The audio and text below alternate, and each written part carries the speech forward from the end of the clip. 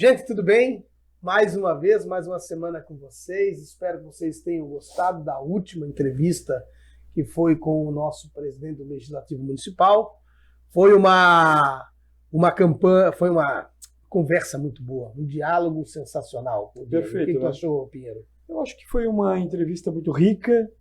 O cara tem conhecimento, tem experiência. Então a gente já conseguiu ter uma noção que ele não entrou de paraquedas. Hoje ele é o presidente da Câmara porque tem uma base. E ele tem carisma, né? Tem um guri, gente boa. E tem posição. Tem posição, ele tem. Tem postura e posição. E hoje nós estamos recebendo aqui com muito entusiasmo, muita alegria, né? Um cara que eu digo que ele é uma enciclopédia ambulante. Ele conhece muito de turismo, de administração, é um cara que conhece muito de mobilidade também, né? Principalmente na questão como administrar os problemas na mobilidade, né? Eu estou falando dele, que é o Tufi Michelef Neto. Ele é um filho da terra aqui, de Joinville, e é um cara que já andou por vários e vários locais desse Brasil. Tufi, seja muito bem-vindo. Agradeço de coração por ter aceito esse nosso convite, de poder divulgar e dialogar para avançar com a sociedade um pouquinho dessa tua experiência como gestor privado e gestor público ao mesmo tempo, né? É você que fez a administração na nossa querida universidade da região de Joinville e tem muita história para contar. Seja muito bem-vindo. Obrigado, Elton. Obrigado, Pinheiro. Prazer poder estar aqui com vocês e a gente conversar um pouquinho a respeito da nossa cidade, a respeito de alguns projetos, a respeito daquilo que a gente imagina que seria importante a sociedade estar discutindo, né, para a gente melhorar cada vez mais o nosso ambiente onde a gente convive, onde a gente vive, né? Isso é sempre importante, debater as ideias. Antes de a gente adentrar as perguntas, Pinheiro, é importante conhecer mais quem é o Tufi Michelef Neto, da onde que surgiu, o que ele já fez, quais as experiências, sim. Enfim. Tufi, faz um breve relato, um breve histórico, um currículo teu. A gente tem umas 2 horas aí de programa? Mais ou menos.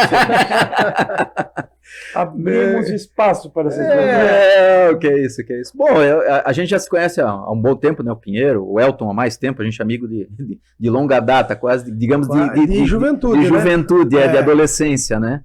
Eu iniciei no meio político por conta da minha participação no movimento estudantil, né? Eu fui presidente do Centro Acadêmico de Administração da Univille, depois entrei numa chapa para o Diretório Acadêmico, o DCE, Diretório Central dos Estudantes, fui tesoureiro. Foi tesoureiro do Pacheco? Do Altazir Pacheco, isso. Lembra disso? Economia, momento difícil da Univille, da transformação da FURJ Univille, um momento que nós fizemos greve, fizemos os estudantes, né, tinha um aumento grave nas mensalidades, a gente combatia, era um movimento muito forte, combativo, né, junto à universidade, para a gente buscar a melhoria da qualidade do ensino, a luta por aquela transformação da FURJ, né, em universidade. Nós acompanhamos isso com a reitora Marileia na época, né, tínhamos alguns embates, né. Professora Marileia. A briga por levar ônibus direto do centro para a Univille, né, que não tinha, então, né, foi um momento muito interessante do ponto de vista da discussão estudantil. E ali eu comecei a me envolver na política, fui presidente do DCE eleito, né? Depois me envolvi na política, acabei me filiando a um partido político, a MDB, na época, em 96, lá, a convite de um outro amigo, grande amigo nosso, que é o Alexandre Santos, que hoje está em Brasília, né? Então... Em 96 eu fui candidato a vereador e eu tenho uma foto, até dias atrás eu mostrei essa foto para o Maurício Peixe. Nós votávamos no Subtenente Sargento, ali na rua Pernambuco, e eu estava votando e o Maurício lá atrás, que era o próximo a ir votar. Olha que coisa, né? O Maurício também é um amigo. Eu fui assessor do Maurício na Câmara de Vereadores, né? E o Maurício, tem umas coincidências da vida. O Maurício, ele era presidente do Centro Acadêmico de Administração e estava procurando um sucessor e eu acabei sendo sucessor dele no Centro Acadêmico de Administração da Univille naquela época, né? Então, a gente tem essas coincidências da vida. Depois eu vim trabalhar com ele, fui trabalhar com o Sérgio Silva em 96, 97, que era deputado estadual. Aí depois saiu, o Sérgio concorreu à federal, perdeu a eleição. Aí eu fui trabalhar no Banco do Brasil, na sala do empreendedor, no programa do governo federal, que na época era o FHC, para crédito para pequenas e microempresas. Dali fui para a Câmara de Vereadores, da Câmara de Vereadores participei do processo eleitoral, né, de 2000, 2002, desculpa, 2002, Luiz Henrique se elegeu governador, e em 2003 eu fui para o governo do estado, fui trabalhar como gerente de RH do DETER, extinto Departamento de Transportes e Terminais, cuidava do transporte intermunicipal de passageiros, lá fui gerente, fui diretor, fui presidente, e depois da eleição do Carlito em Joinville, o PMDB, né, fez parte do governo, apoiou o Carlito no segundo turno, fui convidado em uma lista que foi apresentada pela então presidente do partido, pela vereadora Tânia Eberhard na época, uma lista de 5 nomes para ocupar a Conurb, a extinta Conurb também, e meu nome foi escolhido pelo prefeito para presidir a Conurb. Então ali voltei para Joinville, a gente desenvolveu um trabalho ali durante 2 anos e meio na Conurb, né, no trabalho da parte do trânsito, da parte das nossas praças, deixamos uma marca importante na cidade, né,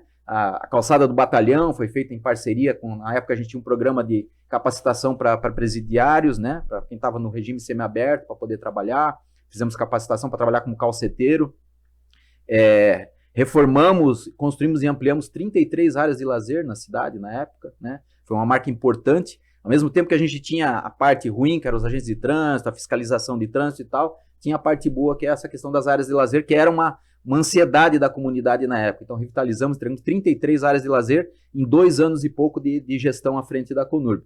Depois houve as discussões políticas, a gente acabou saindo, entregamos, né, o cargo, saímos para outros projetos. Acabei indo depois para a assessoria do deputado Mauro Mariani, em Brasília. De Brasília fui indicado para uma diretoria da Embratur, qual ocupei durante 6 anos também, o cargo de diretor administrativo e financeiro, depois diretor de gestão, né, nas mudanças que aconteceram no governo. E também era vice-presidente da Embratur. Na Embratur a gente trabalhava a promoção internacional do Brasil, né, justamente no período que a gente estava preparando a Copa do Mundo e as Olimpíadas no Brasil, né. Então foi um momento bastante efervescente da política nacional e também do trabalho que a gente pôde desenvolver na Embratur, aí, viajando não só pelo Brasil, mas pelo mundo, né, para mostrar o Brasil e trazer os turistas para o Brasil, aumentar cada vez mais a vinda de turistas para o Brasil.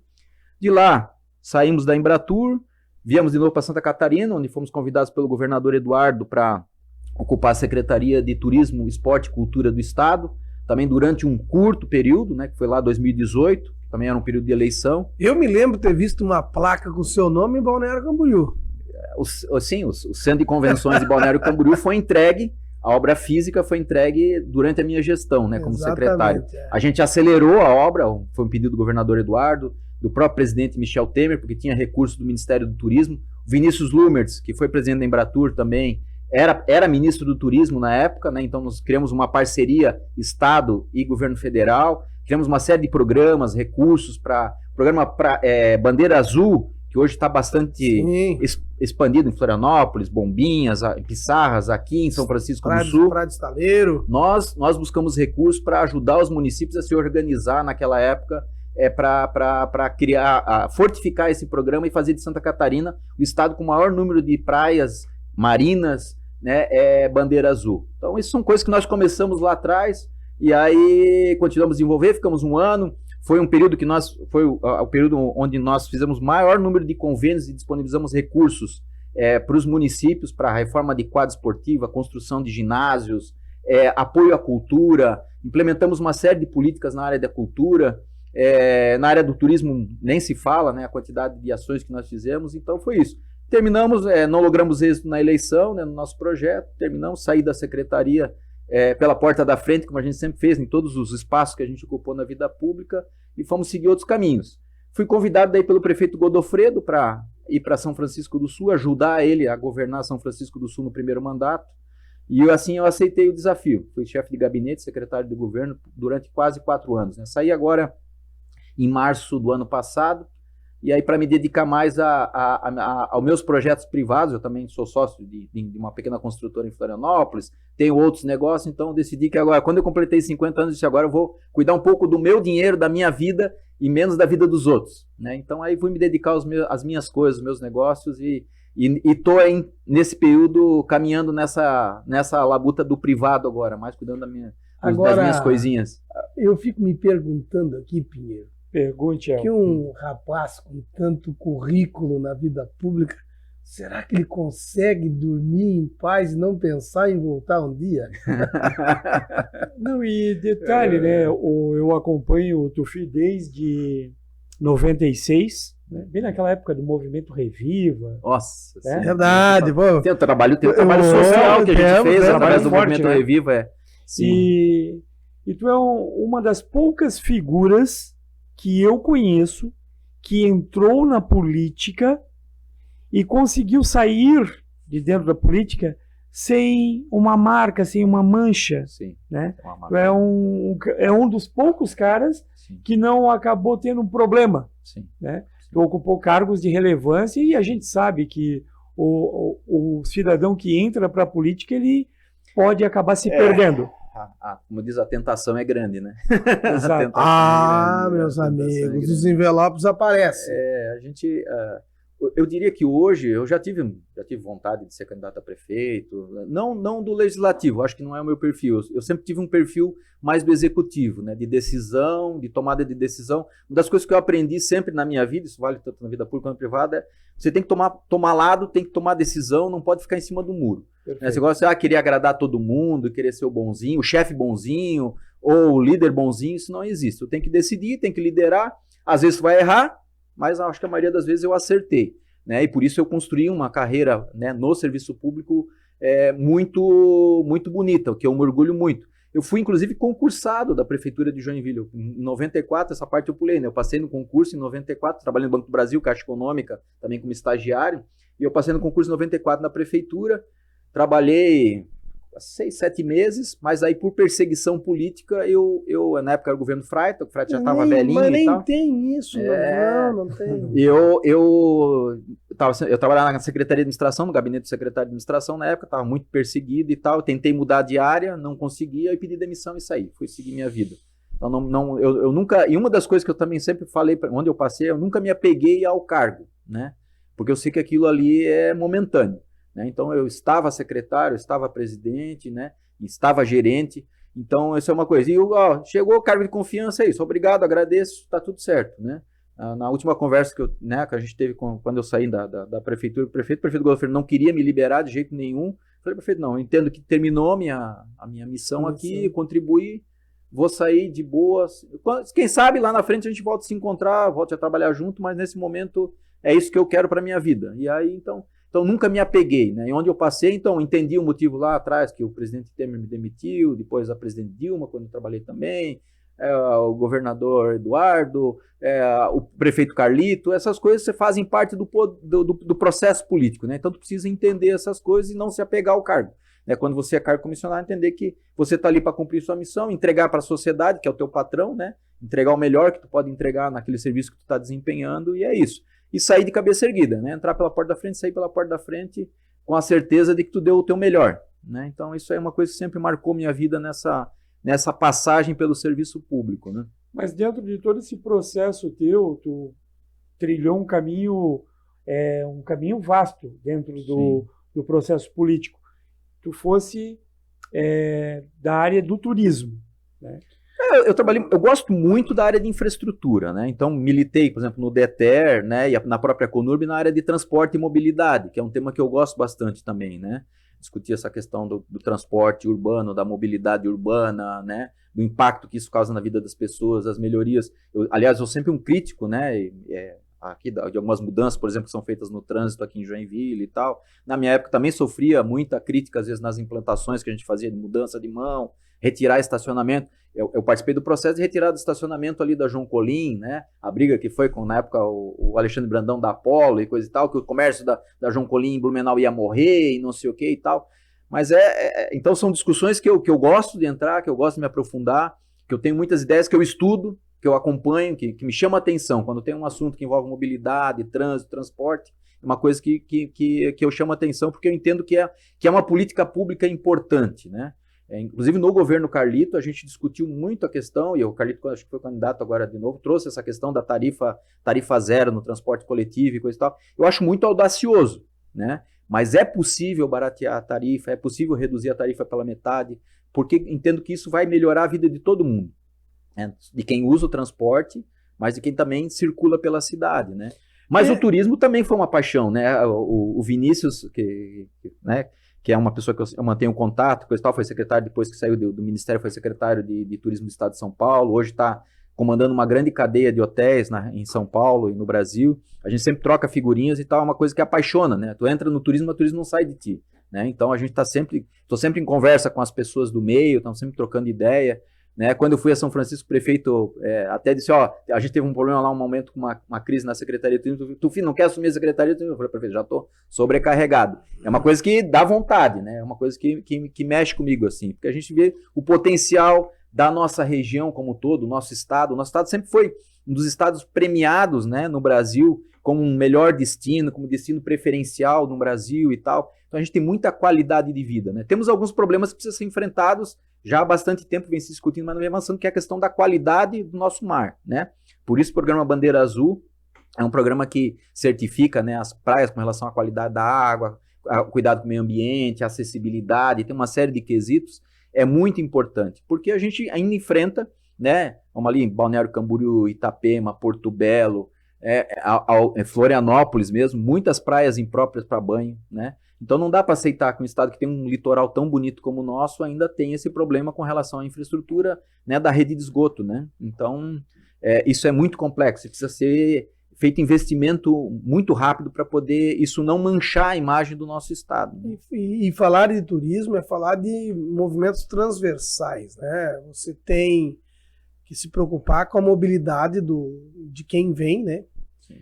E aí muitas vezes você tem que tomar decisões impopulares, dizer assim, ó, daqui para cá só é transporte coletivo, nada de carro, ou se quiser entrar de carro, pedágio, até para poder viabilizar algumas coisas, né? As pessoas precisam entender, quando a gente vê a discussão, né, do trânsito na nossa cidade ou qualquer outra cidade, que isso tu pode procurar em qualquer cidade do mundo. Para carro não tem solução. Não existe solução para carro. Tu tem na Alemanha as autobahns, tu tem nos Estados Unidos 8, 10 faixas de rodovia que dá congestionamento na hora do rush.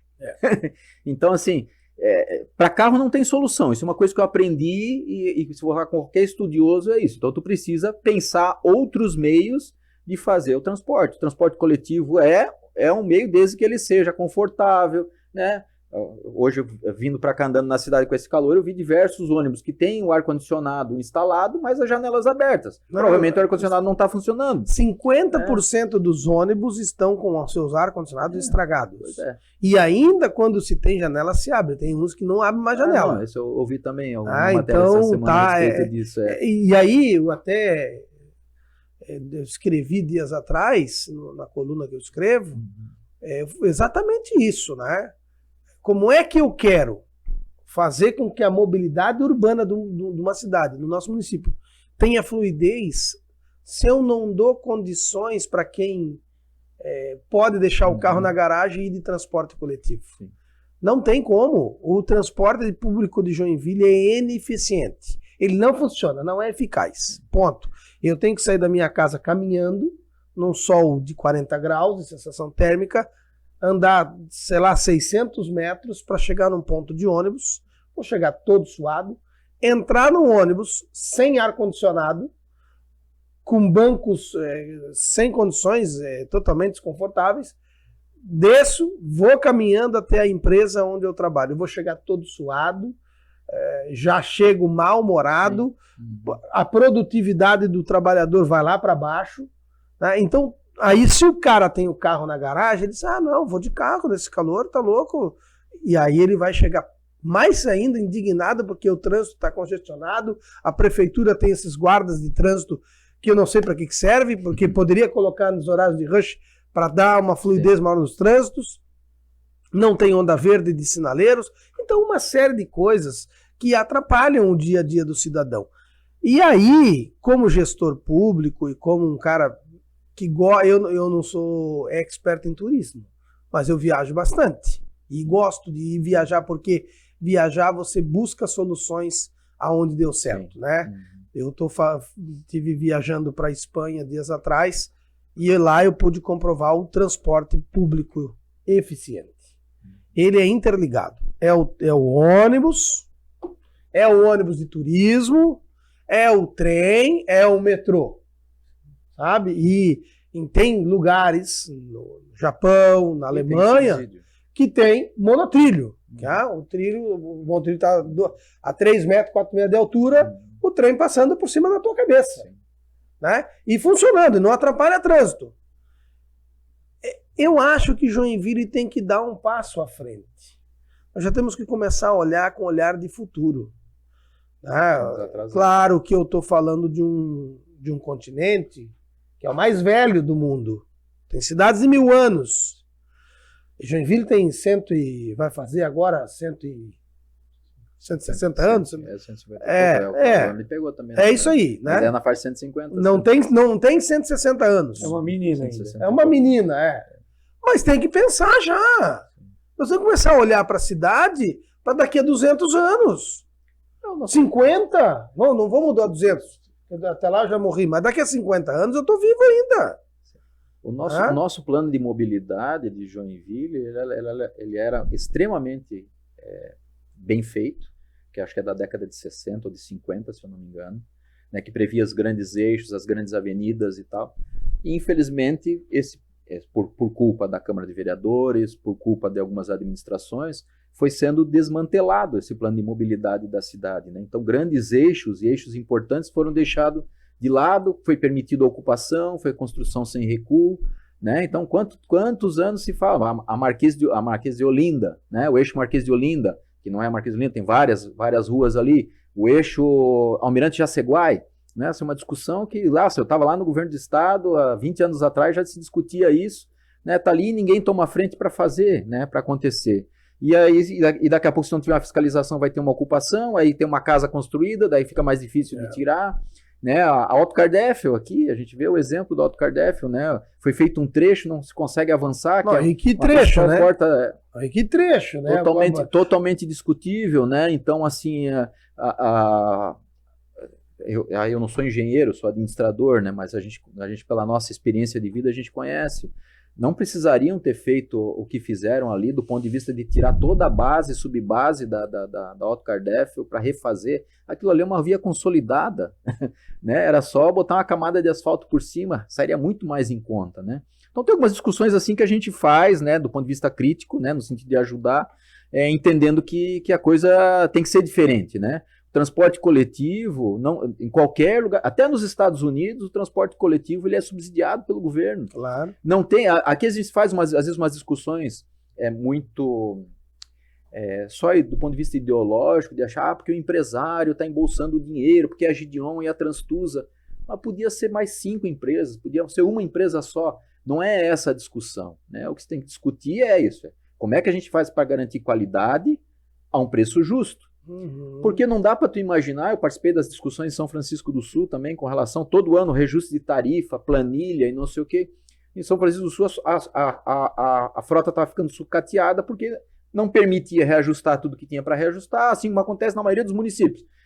Em tese, tem uma planilha, a planilha aponta qual é o custo da passagem por quilômetro, por passageiro embarcado, tu tem uma quantidade, vai chegar um cálculo, a passagem precisa custar tanto para pagar o sistema. Inclusive ali o lucro da empresa. Né? Inclusive o lucro da empresa. Claro, porque a empresa não é pública. Não, a empresa é privada. Mas é isso. Né? Mas... Quem vai se preocupar com pagar o funcionário, folha de pagamento, comprar o pneu, o óleo, é o empresário. Nós podemos discutir a planilha. Claro. Agora, daí chega assim, a passagem de Joinville tem que custar R$7. Aí a prefeitura diz, não, mas porra, R$7 não dá. O próprio empresário sabe que R$7 é muito caro. Não dá. Aí tu reduz. E aí fica um déficit. Aí onde é que vai estourar isso? Na falta de manutenção dos ar-condicionado, na falta de ônibus mais novos, porque tu não consegue investir. Sabe quanto custa um ônibus? É R$1 milhão um ônibus novo. Quantos ônibus precisa para tocar a Joinville? 300, 400? Eu não faço ideia. Hoje eu não tenho ideia. Então é isso. Então, eu tinha uma discussão em São Francisco do Sul sobre a questão da balsa ali, ligação Vila da Glória ali, Laranjeiras. Que é a balsa, que é a F. Andrés, que é a mesma discussão que dá aqui nos Pinheiros, ali para São Francisco, a mesma coisa. Aí eu falei, os caras falam, a passagem é cara, não sei o quê. E lá São Francisco subsidia uma parte do custo da operação.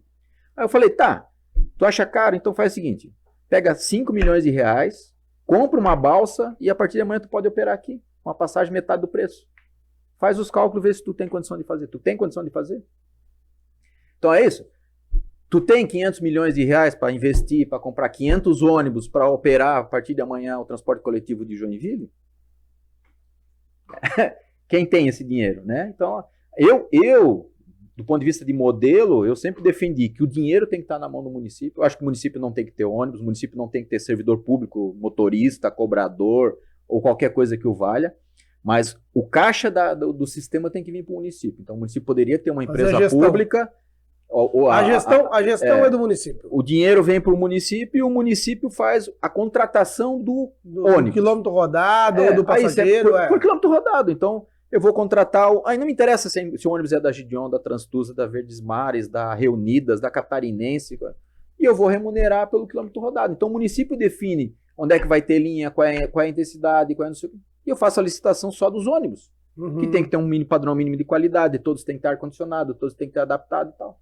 E vão fazer o jogo. Um ponto de vista agora. Nessa lógica. Quem tem coragem para fazer isso discussão. Nessa lógica, nessa lógica, todas as grandes metrópoles europeias, eles fazem isso. A empresa pública que gerencia o sistema e as empresas contratadas são privadas. Tanto que as linhas de trem são privadas. Né? Você licita para a pessoa usar. Porque o serviço público, da forma como ele é construído no Brasil, né, com as amarrações que tem, que, ao meu ver, mais prejudica do que atrapalha, eles falam, é para proteger, para evitar a corrupção. A corrupção vai acontecer independente de qualquer coisa, porque é uma vontade de alguém ou interesse de alguém que é difícil de fiscalizar. Às vezes tu pega um ou outro, mas acontece. Hoje, a máquina pública para fiscalizar o poder público das suas ações é mais cara do que se estima, isso tem estudos que falam isso, do que se é desviado de recurso público. Então, CGU, TCU, Tribunais de Contas do Estado, Tribunais Municipais, blá, blá, blá, que são uma casta, né, como o Poder Judiciário, uma casta do serviço público, né, onde está, ao meu ver, né, o maior dos problemas do nosso país, né, ninguém consegue mexer, né? É muito mais caro do que se a gente pudesse dar essas benesses, né? Não tem transparência nenhuma, a gente podia ampliar a transparência nos contratos, em qual empresa está prestando o serviço, as planilhas de custo do transporte coletivo, que ninguém sabe e ninguém viu aqui nessa cidade. Mas ninguém tem. Quem é que vai lá para cima estudar e coisa e tal? Isso é quebrar a cabeça, é gastar tempo, dinheiro, então é essas coisas. Mas, Tufi, vamos enveredar para o turismo, que é muito mais leve do que essas nossas preocupações de mobilidade urbana, que eu acho que, como ela é transversal, você pode entrar no viés da saúde. Você já falou da implantação de esgoto sanitário, né, o tratamento que ajuda a ter os oceanos mais limpos, a questão da mobilidade urbana que ajuda o turismo, a questão da sinalização, botar placa, nome de rua, como é que tu faz para chegar no estádio, no museu e tal.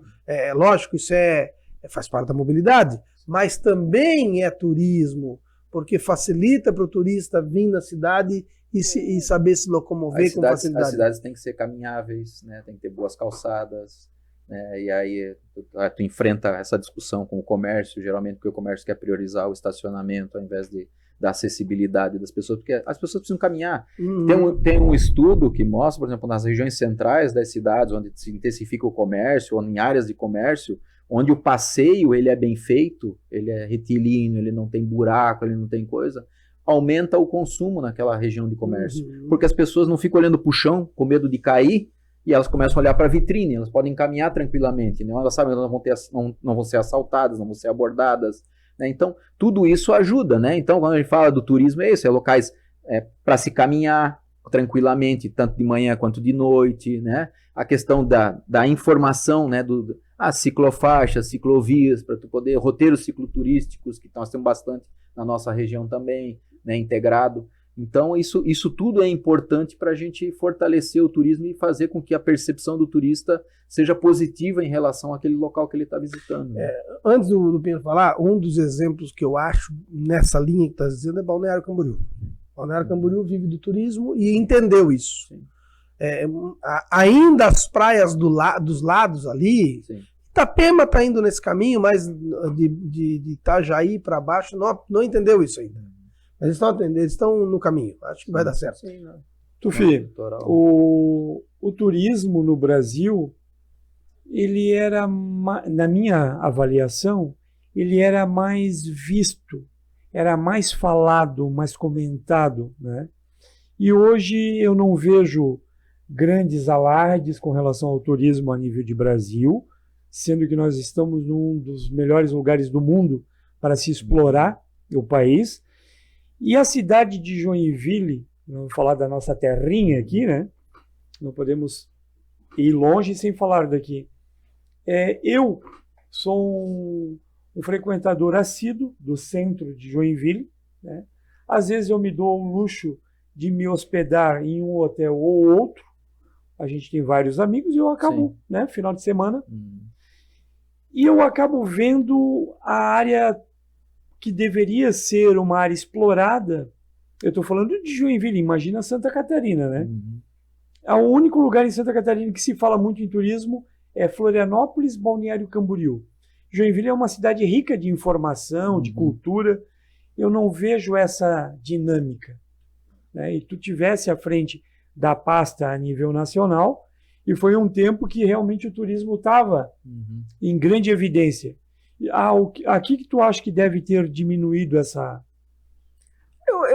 Eu vejo assim, o turismo, por exemplo, a nossa briga, por exemplo, quando a gente estava na Embratur, era a questão de aumentar o número de turistas estrangeiros vindos para o Brasil, né, em virtude da visibilidade que a Copa do Mundo, as Olimpíadas iriam dar para o país. Muitas vezes se fala, né, mas é um investimento que foi feito e não sei o que, se isso teve retorno, né? Muitas vezes se discute isso. O governo vai apoiar um evento e aí vai botar um dinheiro lá e vai dar retorno econômico para o município, para a região. Sempre se fica muito nessa discussão, né? Qual é o retorno econômico que dá?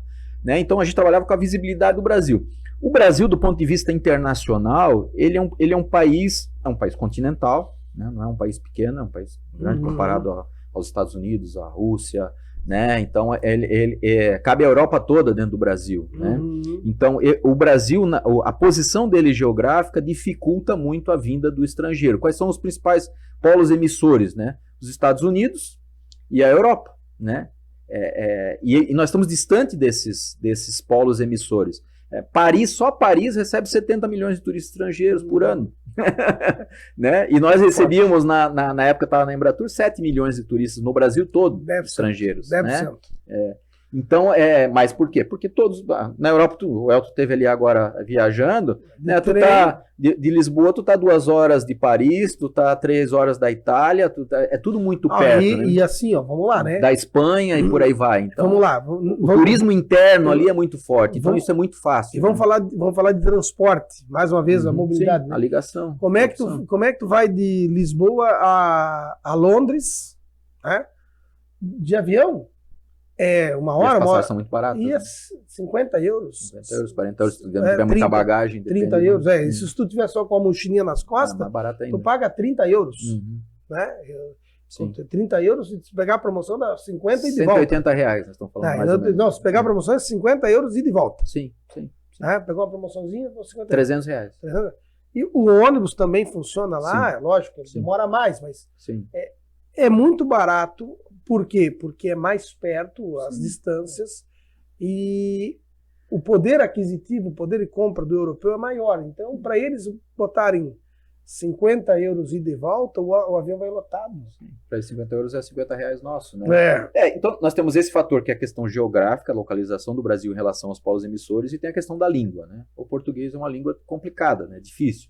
Poucos brasileiros falam inglês, né? Ou falam espanhol. Aqui em Santa Catarina, por exemplo, o espanhol já é um pouco mais disseminado por conta da proximidade da Argentina, Paraguai, Uruguai. A gente recebe muita visita desses turistas, então acaba incentivando muito, né, os meios de hospedagem, os restaurantes e tal, a ter cardápio em inglês, em espanhol e tal. Mas é uma coisa que ainda é difícil de tudo. Então a gente em Joinville, a gente recebe muito turista estrangeiro, principalmente de negócios e coisa e tal, mas tem dificuldade. A gente vai nos restaurantes aqui, a gente sabe, às vezes não tem cardápio em inglês, não tem cardápio em espanhol, né? Então, começa por aí, né? Então, a cidade,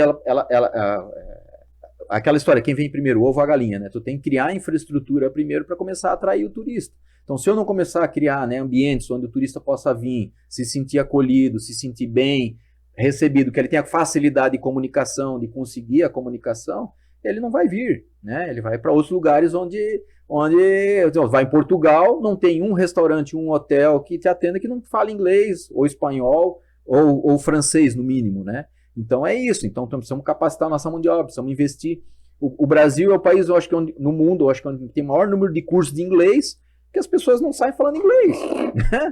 A verdade é essa. Meu A verdade é Deus! essa. Então, assim, a gente tem dificuldade com relação a isso. O inglês hoje, queira ou não queira, goste ou não goste, né? É uma língua quase que universal, importante para quem está nesse meio, né? E eu vou te dizer uma coisa. É difícil você chegar num país e o cara te perguntar: Do you speak English? I don't know. Eu não sei. Don't speak English. I speak English more or less. Pronto, mais ou menos. Porra, lascou. Entendeu? Information.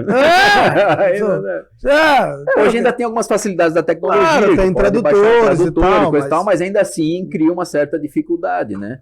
Mas voltando para a nossa região aqui, a nossa cidade, Joinville tem muito potencial, mas a gente precisa. Joinville, por exemplo, na classificação do Ministério do Turismo é nota A, né? Então atende todos os requisitos, é um destino indutor de turismo internacional e tal, mas ele tem um perfil mais voltado para o negócio, né? Para o turismo de negócio, para o business, né? Mas nós temos um turismo rural aqui que é muito forte. Todas as administrações da prefeitura têm investido muito nisso, têm trabalhado muito nisso. A gente tem atrações fantásticas em Joinville, na nossa região. Não dá mais para tu imaginar que a gente vai trazer um turista, né, dos Estados Unidos ou da Europa. Agora a gente tem linha com a Europa via Florianópolis, com a TAP, né? Portugal, né? Então está tendo, até foi uma ajuda em virtude das dificuldades do Rio Grande do Sul, isso fortaleceu essa linha com a Europa via Florianópolis e tal. Nós temos a Copa Airlines fazendo voo também para Cancún, Panamá. Via Panamá, né? Via Panamá. Então são coisas que facilitam, né? Mas a gente precisa trabalhar no nosso foco. Não adianta a gente imaginar que Joinville vai ser uma Balneário Camboriú, né? Ou uma Dubai, né? Nós temos que ver aquilo que a gente tem potencial para desenvolver e focar nisso. Quando eu era secretário de Estado, às vezes estava lá em Brasília, na Embratur, chegava um prefeito de uma cidadezinha do interior de Santa Catarina, como é que eu faço para promover minha cidade na Europa, por exemplo, uma feira na Europa, eu queria participar de uma feira na Europa. Não adianta, entendeu?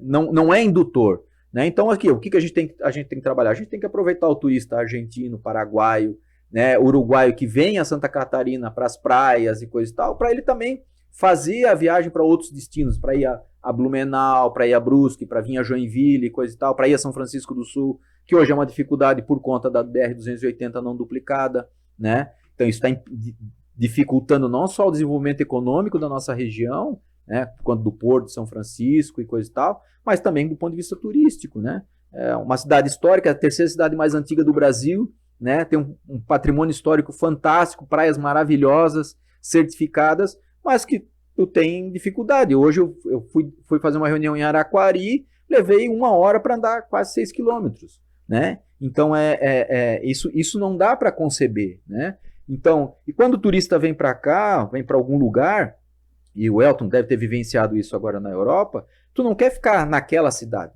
Então não adianta Joinville se promover, venha para Joinville, tem que vir para a região de Joinville.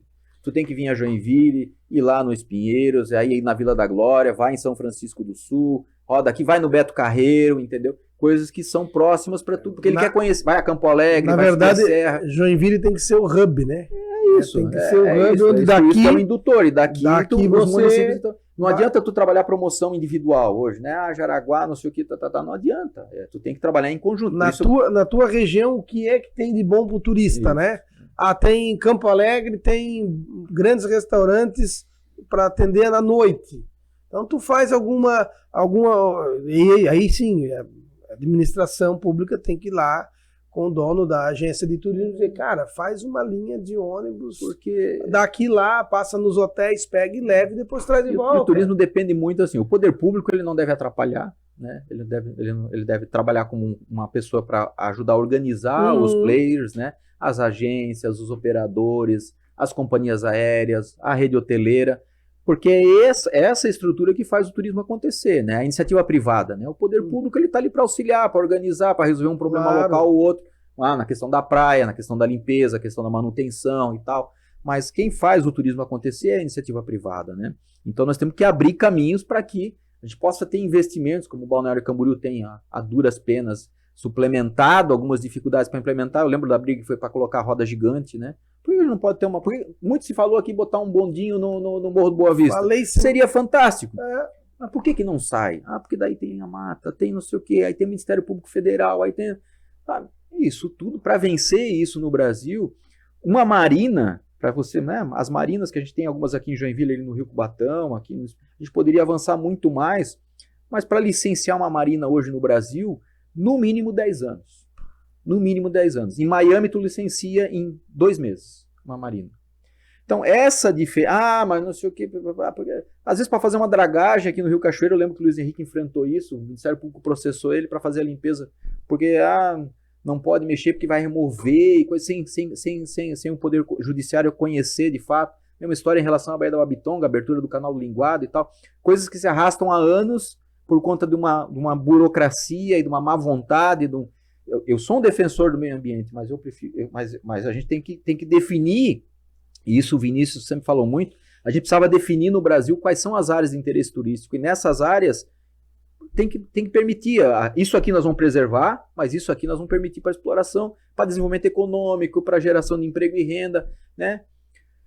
Para cada barco na água, você gera 10 empregos em terra. Mas barco é coisa de rico. Mas tem que ter o cara com dinheiro para poder gerar emprego para quem precisa. Exatamente. Né? Então, a gente fica às vezes numa discussões assim meio preconceituosas, porque o cara ficou rico, beleza. Mas eu quero que mais pessoas possam ter um barco. Nós, quando estivemos em São Francisco do Sul, a gente incentivou lá no hotel, ali na Praia do Paulas, a construir uma marina. Por quê? Porque a gente, se um cara sair de barco com o seu iate, com a sua lancha, de Paranaguá, ou aqui de Caiobá, de Matinhos e tal, e quiser vir para cá, não tem lugar para abastecer a embarcação. Ele só pode abastecer em Itajaí. Não tem lugar para abastecer. Então, se criou uma infraestrutura de abastecimento. Hoje está tendo roteiros para as pessoas virem. Aí vem em São Francisco do Sul, abastece, coisa tal, segue janta, viagem, coisa tal, tem os restaurantes. Pode ir pro restaurante jantar. Mas é isso, e a gente não tem esses locais. A gente poderia ter muito mais locais. O Espinheiros agora conseguiu dar uma melhorada e coisa e tal, que também foi um imbróglio judicial e coisa e tal, de uma ocupação que já acontecia há muito tempo. Quer dizer, e ver como é que é o final de semana ali agora, né? O que está gerando de renda, de desenvolvimento, de lazer para as pessoas, né? Então é isso, acho que é isso que tem que pensar nesse país, é destravar as coisas. Beleza, o Morro da Boa Vista aqui a gente não vai mexer, beleza, então é consenso que todo mundo não vai mexer, beleza, tudo bem, mas vamos encontrar outros lugares onde a gente possa ter investimento turístico. Aqui a gente tem que é um passeio fantástico, que é o Boia Cross, que acontece no Rio Cubatão. Hoje tem diversas empresas que fazem esse passeio. É uma coisa fantástica, não tem em outros lugares aqui de Santa Catarina, né? Com segurança, com acompanhamento, com fiscalização. Então a gente tem muito atrativo, né? Na nossa zona rural. Tem a questão histórica da nossa cidade, tem o próprio Morro do Boa Vista. A questão histórica da nossa cidade. Tem o passeio na Baía da Babitonga. Eu vejo que nós pecamos muito com a questão história. Né? Os grandes palacetes, demoliram um agora aqui no centro da cidade, porque ficou abandonado. Né? E tem outro aqui na Procópio Gomes ali que está abandonado. Né? É um casarão que está abandonado. Que isso... Se ninguém quer, a prefeitura desapropria e mantém como se fosse algo público, né? Transforma no museu. Um equipamento público, né? Que seja útil, né? Isso. Às vezes tu tem diversos órgãos públicos que estão em locais alugados e coisa e tal, né? Que estão gastando, pagando aluguel, que poderia estar ocupando aquele espaço e ajudando a preservar. Exatamente. Eu tive em Belém do Pará, e é uma coisa que provavelmente eles vão resolver para a COP30 agora. Mas eu fui lá no antigo, uma fortificação, e eu queria ir no Mercado Ver Peso, e queria passar por uma rua que é a primeira rua de Belém. Fechada porque virou a Rua dos Craqueiros. Nem a polícia entra. E Joinville, tu sabe onde é que é a primeira rua de Joinville? Aonde está a primeira rua, o vestígio do primeiro calçamento, o primeiro prédio, sabe essas coisas? Isso cria, ao valorizar a história local, né, cria atrativos para que o turista, quando chegar aqui, o que eu vou fazer? O que eu vou conhecer? Né? Qual é a história? Alguma coisa folclórica de algum local, de algum momento. Então são coisas que, é isso, às vezes... Agora foi feita uma coisa interessante ali aqui na 9 de março, que é a Praça da Bailarina ali, botaram a bailarina Coisa fantástica, né? Tem gente que vai ali tomar banho, tem gente que... Vira Mas meme, isso, né? mas isso acontece na Europa também, as pessoas vão nas fontes, se molham, se banham, coisa e tal. Mas isso é legal, porque tu cria um local de atração turística, né? Porque pro turista, qualquer local é local. O cara tá viajando, qualquer estátua, qualquer monumento, qualquer casarão velho, qualquer igreja é um local de buraco decorado. Então é isso. A gente quando turista, né? Todos nós turistamos em algum momento, vamos para algum lugar e coisa e tal. É isso. A gente vai conhecer, vai ver, vai estar. Então a gente quer ser bem atendido. O Vinícius sempre dizia uma coisa que é a questão. A cidade ela só é boa para o turista se ela for boa para quem mora nela. Então é isso que tem que ter. Então, se ela for boa, a gente vai falar bem, a gente vai defender, a gente vai vender Joinville por onde a gente anda, né? Eu andava pelo mundo na Embratur, visitando os países, participando de feira, eventos e tal, e eu sempre falava de Joinville, né? Sempre falava de Joinville, sempre falava de Santa Catarina, né? Das coisas boas que a gente tem aqui no nosso país de maneira geral, né? Que é um país diverso e tal, né? Tem as suas dificuldades, tem suas mazelas, mas a gente precisa saber enfrentar isso. Acho que a gente sempre está melhorando, né? A gente está aprimorando, a gente está melhorando. Não na velocidade que às vezes a gente gostaria, né? Mas é do processo. Aí voltando à política, né? A política é a arte do possível, né? Não é uma coisa, senão seria ditadura. Impõe, quem gosta, quem não gosta, a gente dá jeito, né? Estamos chegando já no final e eu Sim. queria entrar num tema, também tem a ver com turismo, mas que no Brasil é um tema polêmico. Quem gosta, quem viaja, e aqui do lado tem a Argentina, nós temos cassinos. Você vai para os Estados Unidos, tem uma cidade que foi forjada por cassinos. Na Europa, nós temos muitos cassinos. Os navios cruzeiros não podem operar cassinos em águas brasileiras, só quando vão para águas internacionais. E por quê? No Brasil não se pode ter nem o bingo das velhinhas, quem dera grandes e luxuosos cassinos. Na tua avaliação, seria possível o quão isso poderia ajudar no avançar da sociedade, tendo essa indústria riquíssima que é do... Bom, quando a gente estava em Brasília, a gente trabalhou o projeto de lei, né, durante o governo Temer, com o Vinícius, ministro do Turismo, eu na Embratur, a gente trabalhou esse projeto de lei para regularizar a questão dos cassinos no Brasil. Na nossa visão, a gente entendia que é viável, que tem que ter, que seria pelo menos um por estado da federação, né, de início, para poder organizar isso dentro de resort, né, não seria uma coisa aberta, como tem alguns países da Europa, que os cassinos são nas ruas e coisa e tal, dentro de resort, né. Eu vejo o cassino como uma opção mais fácil do ponto de vista do Estado de fiscalizar o dinheiro, a circulação do dinheiro, né, do que, por exemplo, as bets aí que virou uma confusão, né. Então, assim, hoje as bets, o país é meio demagógico nessas coisas, né. Então, assim, não pode cassino, mas pode as bets, né. Aí liberaram as bets a moda diabo, né, sem controle nenhum, tirando o dinheiro do trabalhador, e a gente tem, né, pessoas que a gente convive, que a gente ouve vendo as pessoas perder muito dinheiro, se enforcar e coisa e tal, porque o vício, como qualquer outro vício, álcool, drogas, jogo, é um vício também se tu não souber controlar, e tem pessoas que não sabem ter o controle, né? Agora, um cassino você consegue... São enganadas psicologicamente pelas redes sociais hoje. Agora, num cassino você pode controlar. Hoje as bets dominaram o futebol, dominaram os esportes. Hoje eu vejo os patrocinadores, né? São só bets, tem bet em Santa Catarina, em Joinville, não sei o quê. Cada um abriu de um jeito e tá todo mundo tirando dinheiro do povo, né? Alguém tá perdendo, poucos ganham para muitos perderem. Não tem segredo. O jogo é isso, né? Eu faço minha fezinha também na Mega Sena, o Autofácil e coisa e tal, mas é isso, eu posto R$5 ali para tentar ganhar um prêmio de 2 milhões, mas é isso. Muitos vão perder, a arrecadação é 20 milhões, dá um prêmio de 2, né?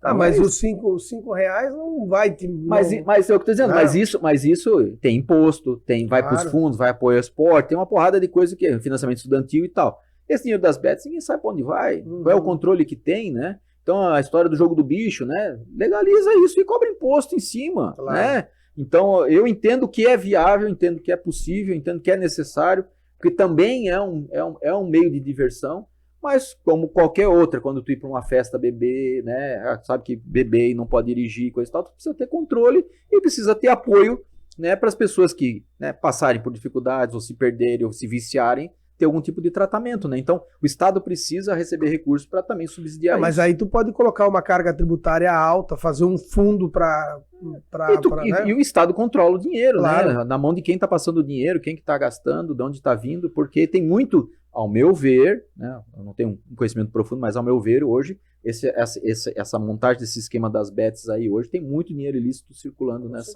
nesse processo aí. Uma lavagem É. legalizada. Dentro dessa questão, eu quero só dar o meu pitaco, né? Eu defendo que a gente tem essa política dos jogos, dos cassinos e tal. Isso com certeza nós traríamos um público a mais internacional. Sim. Mas eu vou mais além, Tufi.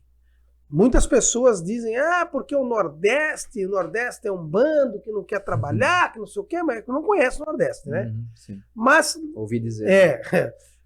Lá como foi feito em Las Vegas, que foi pego um deserto e construído uma cidade daquele tamanho, cheio de cores e tecnologia, nós podemos pegar o semiárido do Nordeste, que lá, por mais que tente se plantar alguma coisa, é difícil, mas a gente sabe que tem água. Sim. Então faz lá, né? E aí você diz assim, quer explorar em Balneário Camboriú, em Florianópolis? Beleza, mas tu tem que ter o resort aqui. Faz as grandes empresas construírem lá e lá buscarem a sua mão de obra, treinar, formar o cara que mora no nordestino a falar o inglês, a falar o espanhol, a ser um bom mestre de cozinha, ser um atendente, um maître, conhecer um enólogo, conhecedor de vinho. A cadeia turística se movimenta e aí você faz com que as empresas que queiram explorar isso aqui no Brasil também não fique só com o filé mignon, também pegue um acém, uma carne de pescoço, entendeu? Eu sou dessa opinião. Aí, assim, é uma forma de ver, né? Exatamente. Então, assim, isso a gente consegue, e aí tu falou, lá na Europa tem muitos cassinos que é aberto, tu entra na rua, assim, né? Sim. E aí não sei se lá tem controle. Porque hoje a gente tem muito, sim, a mesma coisa, só que a menor de 18 anos não pode entrar, aquelas coisas, né? Mas hoje a gente tem muita gente do Brasil que vai para Argentina, para o Paraguai, para o Uruguai, final de semana para ir jogar nos cassinos lá. Entendeu? Não, pegar cassino, cruzeiro, pega cruzeiro para jogar cassino, né? Sim. Ou vai para fora, vai para Las Vegas. Tem muito brasileiro que tem dinheiro que faz isso. Né? Não pode deixar virar um problema social, né? E por isso controlado, né? É por isso que tem que existir a política, né? A política serve para isso. Meus amigos, é isso? É isso. Nós estamos aqui com o Tufi, que é um expert no assunto turismo, um cara que tem uma vivência e está nos dando a honra de ser entrevistado aqui no podcast, conduzido pelo nosso amigo de algum tempo, Elton Zatar Guerra. Nosso cientista político. Quero agradecer imensamente o Tufi de ter compartilhado conosco, com você, nosso amigo que está aqui assistindo nas redes sociais e principalmente no YouTube, né? O teu conhecimento, compartilhar, né? Ter dialogado com a gente. Eu espero que com esse diálogo profícuo a gente possa ter avançado algumas casas nesse tabuleiro enigmático da vida da sociedade. Filósofo, Elton. Até para que o espectador saiba que saiu aqui de Joinville um garoto, que é um garoto ainda, ocupou um espaço de alta relevância no cenário político brasileiro. É verdade. E uma pergunta que não quer calar, Tufi, quando é que tu volta? Quando é que tu sai do ostracismo? Nada, eu estou sempre acompanhando, discutindo, conversando, propondo, a gente está sempre junto. Por isso que eu aceitei de pronto o convite para poder estar aqui com vocês, trocar umas ideias, espero estar em outras oportunidades. Com certeza. É sempre bom a gente discutir a nossa cidade. Eu sou um apaixonado por Joinville, sou nascido e criado aqui, né, da velha guarda, daqueles que quer discutir não a bobagem, não a firula, não o esquerda-direita, mas aquilo que é bom para a política, aquilo que é... Eu sou um defensor da política, não existe outro caminho que não seja política através da democracia, né? E é isso, a gente precisa respeitar. Eu sou um cara que consigo, né, das antigas, eu tenho amigos no PT, no PCdoB, no PL, no PMDB, no PSDB, em todos os partidos, e eu consigo sentar numa mesa de bar, conversar sobre política numa boa, sem partir para agressão, sem ficar nessa... Porque os grandes problemas, o que falta para a gente é a gente parar desse fla-flu aí, dessa discussão e de centrar naquilo que é importante para o nosso país. Isso ninguém discute, né? Infelizmente, tem poucas pessoas querendo discutir aquilo que realmente vai mudar o nosso país e fazer o nosso país sair de um país em desenvolvimento para um país desenvolvido, né? E a educação é um dos principais fatores, precisa avançar muito, né? E discutir a questão do papel dos bancos, né? Que é, hoje a gente fala, às vezes as pessoas falam assim, mas a gente gasta 20 bilhões por ano com o Bolsa Família. Se o problema fosse os 20 bilhões do Bolsa Família, estaria tudo resolvido. O problema é 1 trilhão de reais que a gente paga para os bancos todo ano, do orçamento público. E isso ninguém quer discutir, ninguém fala. E todos os presidentes da redemocratização, nenhum deles enfrentou o sistema bancário. Enquanto a gente não enfrentar o sistema bancário, a gente não vai ter juro barato para as pessoas poderem empreender, montar um negócio. O brasileiro é o maior empreendedor do mundo, né? Isso é comprovado. É o cara que mais gosta de empreender, mas não dá para empreender porque tu não tem dinheiro barato para poder comprar uma máquina, para comprar um equipamento. A carga tributária, aí falando agora do meu lado empresarial, né? A carga tributária em cima da folha de pagamento é altíssima. Então, ao invés de eu deixar o dinheiro no bolso do trabalhador, eu mando dinheiro pro SESI, Senai, os fundos e por aí vai, para o governo federal, né? O Bolsonaro defendeu menos Brasília e mais Brasil e não conseguiu fazer, continuou a política do beija-mão em Brasília, o Lula continua a política do beija-mão em Brasília e a gente não muda isso. Enquanto o dinheiro não ficar no município, né? Onde realmente as pessoas moram, onde tem as dificuldades, onde os vereadores e o prefeito estão mais próximos para a gente cobrar, a gente não vai mudar esse país. Enquanto tiver que mandar dinheiro para Brasília, nós estamos mortos. O Luiz Henrique fez aniversário por esses dias atrás, né? Dia 25, né? 25. 25. Isso. E eu me lembro bem. Eu me lembro bem. 25 ou 23, agora fiquei na dúvida. Eu me lembro bem, Tufi, que ele queria criar um novo pacto federativo. Sim. Queria discutir exatamente essas situações, porque o dinheiro vai, mas não volta. E a reforma tributária que foi aprovada e que vai começar a ser implementada, ela centraliza ainda mais, porque ela tira os impostos que hoje ficam no município, que é o ISS, vai para um fundo nacional que vai ser redistribuído. Então,